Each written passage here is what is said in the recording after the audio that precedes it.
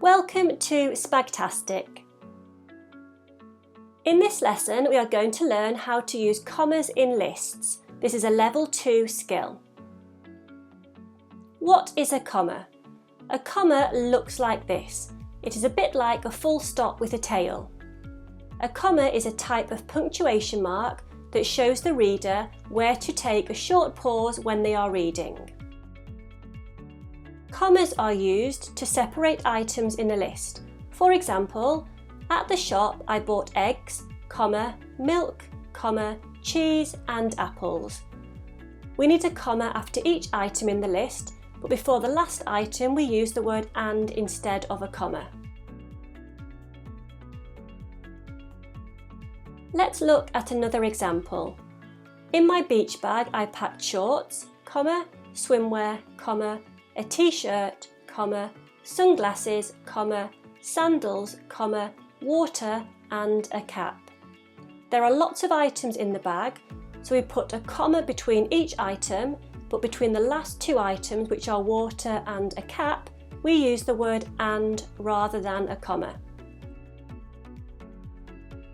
Commas are also used to separate adjectives in writing. In the sentence, the lion had a soft, fluffy mane. The adjectives soft and fluffy describe the mane, so we put a comma between these words to separate them. Let's look at another example. The parrot had colourful, ruffled feathers. The adjectives to describe the feathers are colourful and ruffled, so we need to put a comma to separate these words.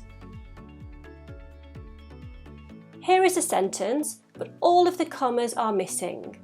At the zoo, we saw monkeys, zebras, penguins, tigers and lemurs. Why not pause the video and have a think for yourself about where the commas should go? Let's take a look. We need to put a comma after the word monkeys, after the word zebras and after the word penguins.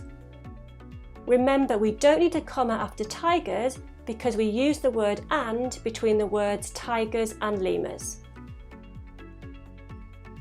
Here is another example.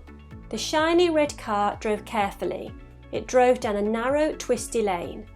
Why not pause the video and have a think for yourself about where the commas should go in these sentences? Let's take a look together. The adjectives shiny and red describe the car, so we need to put a comma between these adjectives.